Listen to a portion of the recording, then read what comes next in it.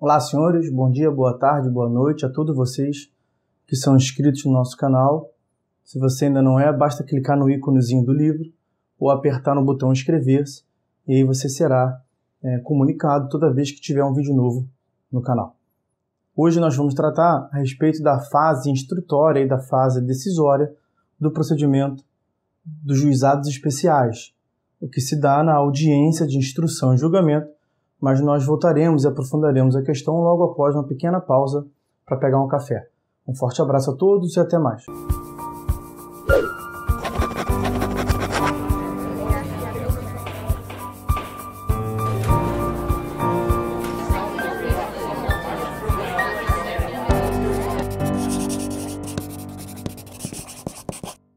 Bom, senhores, como adiantamos, nós vamos tratar hoje da audiência de instrução e julgamento.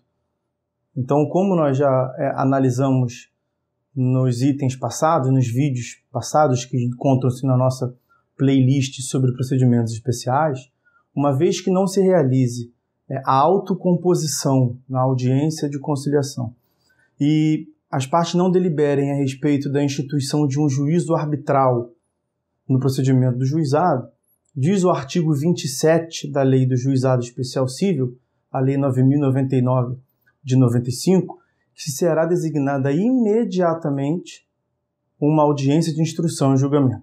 Bom, essa designação imediata de uma AIJ é o que na prática costuma ser chamado de convolução da audiência de conciliação em audiência de instrução e julgamento. Mas percebam que o próprio artigo 27 ressalva a hipótese de se ter concretizado, no caso, prejuízo ao direito de defesa. Então, será designada imediatamente a AIJ desde que não haja prejuízo ao direito de defesa. E como que haveria prejuízo ao direito de defesa? Nós veremos que é na AIJ que o réu apresenta a sua defesa, sua contestação. Então, para que seja possível a convolução que o artigo 27 deseja, é imprescindível que no mandato citatório venha lá constando a possibilidade desta ocorrência, tá bom? Para que a gente, portanto, exclua esta ressalva da possibilidade de um prejuízo ao direito de defesa. Bom, por conta da audiência de instrução e julgamento, este é o momento do procedimento pelo qual nós verificaremos aquilo que nós já falamos em diversas passagens aqui desses nossos vídeos. É na audiência de instrução e julgamento, portanto, que nós vamos encontrar a concentração que faz com que o procedimento dos juizados especiais seja agilizado, que se alcance uma tutela efetiva e o princípio da celeridade que se encontra lá no artigo 2º. Então, a concentração é uma decorrência do critério do princípio da oralidade e é propriamente na audiência de instrução e julgamento que nós vamos verificar a concentração de diversos atos processuais que no procedimento comum se dariam de forma espaçadas e separadas e no procedimento dos juizados especiais eles são, portanto, concentrados justamente neste ato, na audiência de instrução e julgamento. Nós já vimos também a necessidade de comparecimento pessoal das partes. O procedimento do juizado ele é estruturado todo pela lógica da oralidade. Então é imprescindível que a parte se faça presente, pessoalmente presente. E aí a ausência do autor vai levar à extinção do processo, artigo 51, inciso 1º, e a ausência do réu vai resultar na decretação, no reconhecimento de sua revelia. Bom, é na audiência de instrução e julgamento que o juiz vai resolver também eventuais questões incidentes que tenham sido suscitadas. Então, a resolução de questões incidentes no procedimento do juizado dá-se também na audiência de instrução e julgamento, mais uma manifestação, portanto, da concentração dos atos processuais.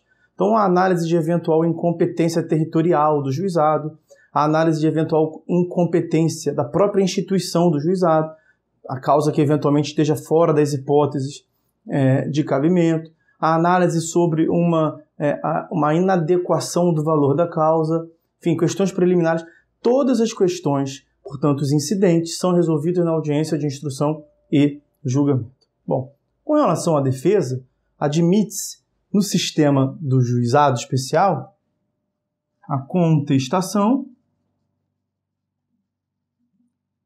e pedido contraposto. O que nós temos a falar a respeito da contestação? Contestação é o veículo processual por meio do qual o réu apresenta sua defesa. É o momento, portanto, no qual o réu vai repelir as alegações formuladas pelo autor na sua petição inicial. Com relação à contestação, nós temos a dizer aqui no sistema do juizado é que por conta do princípio da informalidade e do princípio da simplicidade, especialmente nas causas em que não há assistência de advogado, nós vimos que no juizado especial civil são as causas até 20 salários mínimos, nos juizados especiais federais da Fazenda Pública, o limite máximo da alçada, 60 salários mínimos. Então, por conta dessa simplicidade e informalidade própria do sistema dos juizados, nós vamos mitigar aqui, fragilizar a exigência que nós temos lá no processo tradicional, no Código de Processo Civil, do princípio da eventualidade e do ônus da impugnação especificada. Então, o princípio da eventualidade e o ônus da impugnação especificada que incidem na contestação, eles são fragilizados, eles são mitigados aqui no sistema dos juizados, justamente por conta da simplicidade e da informalidade inerente a esse sistema dos juizados. Bom, ainda sobre a defesa, a Lei do Juizado, 9.099 de 95, ela veda a reconvenção. Não é permitida a formulação de reconvenção no sistema dos juizados. Em compensação, a parte pode formular o que se chama de pedido contraposto. A parte pode formular pedido a seu favor, o que seria reconvenção lá no sistema tradicional do Código de Processo Civil. A diferença é que no sistema do juizado, essa formulação de pedido a seu favor se dá na própria contestação.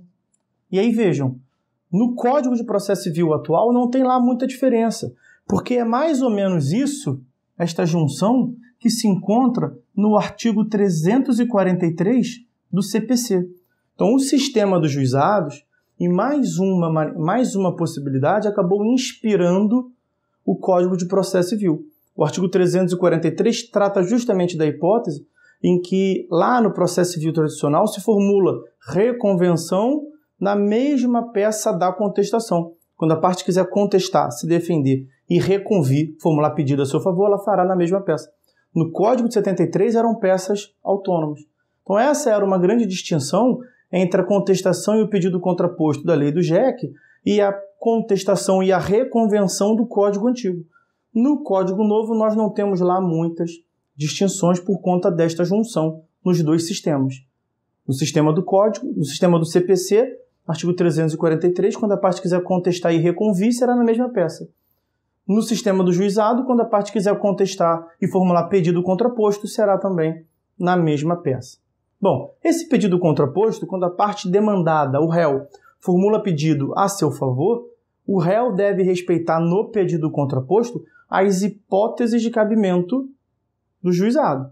Então, os critérios econômicos e o critério material, o critério misto em relação ao pedido contraposto. Quando ela formula pedido a seu favor, ela tem que respeitar os limites das hipóteses de cabimento do juizado. Ela deve também respeitar as questões relacionadas às partes e deve respeitar a lógica lá de assistência judiciária. Então, quando a parte ré formula pedido contraposto, pedido, portanto, a seu favor em face do autor, ela deve respeitar todas as exigências que o autor também teve que respeitar ao propor a demanda.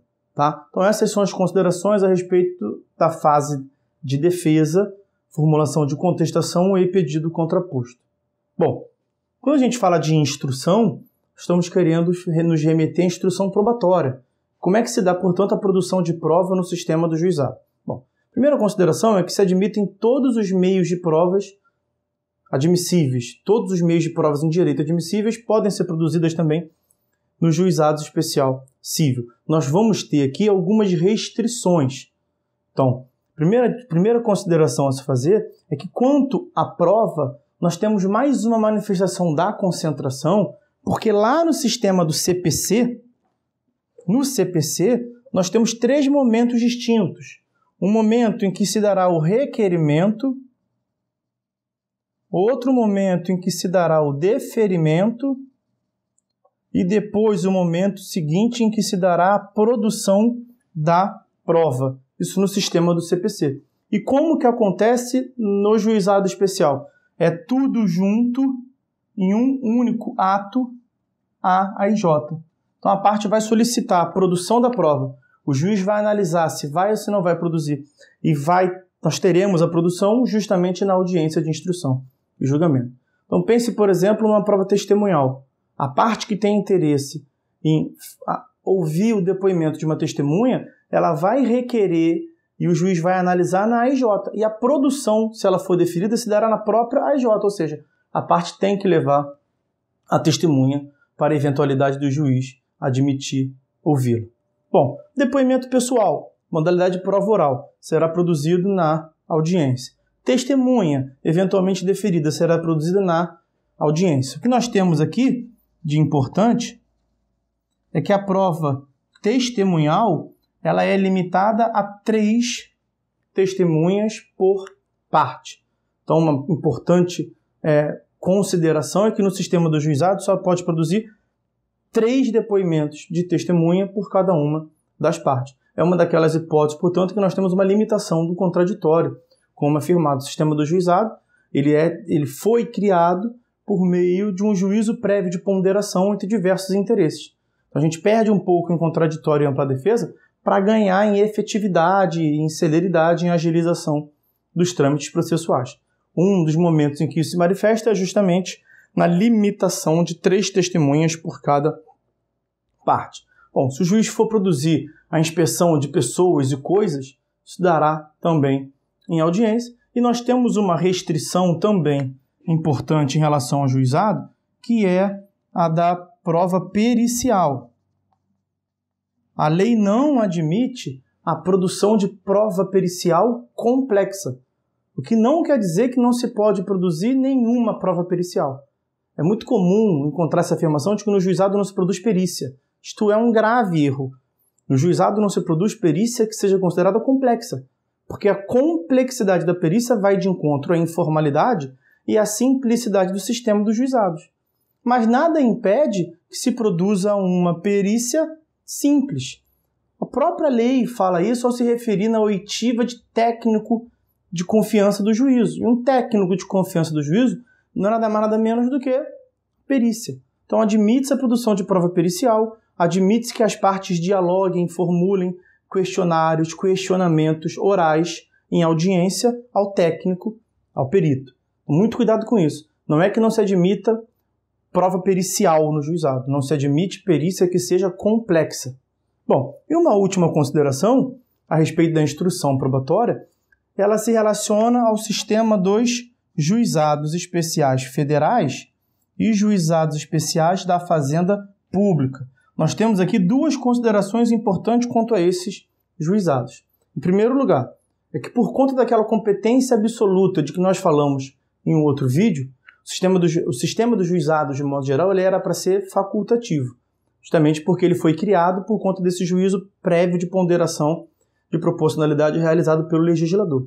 Só que no sistema do juizado especial federal e do juizado especial da Fazenda Pública, a própria lei diz que na localidade onde eles estiverem instaurados, esses órgãos tiverem sido criados, sua competência será absoluta, o que, portanto, exclui a possibilidade de se demandar numa vara federal ou numa vara da Fazenda Pública estadual. Onde tiver instaurado juizado especial federal e juizado especial da Fazenda Pública, a parte não tem opção. A parte deve obrigatoriamente, portanto, propor a demanda no JEF ou no JEF. Então, nós temos 2 consequências. Em primeiro lugar, não se pode excluir a produção de prova pericial complexa, senão nós teremos uma denegação de acesso à justiça. Então, no sistema do Juizado Especial Federal da Fazenda Pública, admite-se a produção de prova pericial, inclusive complexa. E aí diz a lei que o perito deve apresentar o laudo pericial em até 5 dias antes da audiência. E uma última consideração muito importante relaciona-se, então a primeira delas é a perícia, que pode ser praticada mesmo complexa, e uma outra consideração é que está no artigo 11 da Lei do JEF, artigo 11 da Lei 10.259 de 2001, E o que diz esse artigo 11? O artigo 11 vai afirmar, senhores, que há no sistema dos juizados, para a Fazenda Pública, então a União, os estados, Distrito Federal ou municípios, elas têm o dever de produção da prova de que ela dispõe. Geralmente, no sistema tradicional do Código de Processo Civil, quando a gente fala de produção de prova, isso nos remete a uma ideia de ônus. O que é ônus processual? Ônus é uma conduta facultativa, logo, a parte faz se quiser, mas se ela não fizer, ela vai ter um prejuízo. Então, ela produz prova se ela quiser, mas se ela não o fizer, ela vai deixar de formar o convencimento do juízo e ela pode vir a perder a causa. Isto é ônus. Ônus processual é uma conduta que a parte adota se quiser, mas ela já sabe de antemão que se ela não fizer, ela vai sofrer um prejuízo processual. Mas a lei do GEF, no artigo 11, diz que no sistema dos juizados, nós não estamos diante de um ônus processual. Então, a Fazenda Pública ela não tem opção de produzir ou não prova. Ela tem um verdadeiro dever. Ela está, portanto, obrigada à produção da prova de que ela disponha. Por que isso, senhores? É porque as causas em que nós vamos mais costumeiramente encontrar no sistema do GEF, por exemplo, as demandas contra o INSS. Muitas das vezes, quem possui a documentação é o próprio INSS. Basta uma consulta ao seu sistema, joga o número do CPF, o número de inscrição no cadastro do INSS, e ele consegue todo o rol de documentos, se da parte contribuir ou não, qual foi o valor do seu salário. Então, a lei diz no artigo 11 que a Fazenda Pública tem dever, está obrigada a produzir prova que ela possua. E acho que caminhou muito bem o legislador aqui, especialmente por conta do artigo 37 da Constituição, que diz que deve respeitar o Estado, nas suas diversas atividades, o princípio da moralidade. É claro que se o Estado possui uma prova que vai beneficiar o cidadão, ele tem o dever de produzir essa prova, mesmo que seja contrário aos seus interesses. Então, uma consideração muito importante para a gente encerrar esse vídeo é que a instrução probatória em relação ao Juizado Especial Federal e da Fazenda Pública não repercute na Fazenda Pública um ônus, uma faculdade, mas um dever de produção de prova. Nós vamos encerrar esse vídeo por aqui. No próximo, nós vamos tratar da fase decisória. A audiência de instrução e julgamento, ela contém também o julgamento.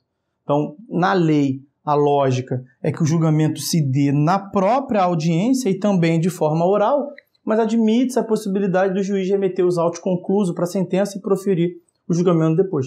Nós vamos fazer algo parecido aqui. É como se a gente estivesse nesse momento encerrando a AIJ, eu vou proferir a decisão e nós teremos a análise do julgamento em um momento futuro. Um forte abraço a todos, espero que tenham gostado e contribuído para o conhecimento de vocês. Se você gostou, ajude, por favor, a divulgar esse vídeo para que nós nos mantenhamos estimulados a fornecer esse conhecimento jurídico gratuito. Basta que você clique no joinha, no dedinho para cima, manifestando que você gostou e, se possível, que você compartilhe entre os seus amigos, seja no Facebook, seja no WhatsApp, esse vídeo. Fiquem todos com Deus e até a próxima.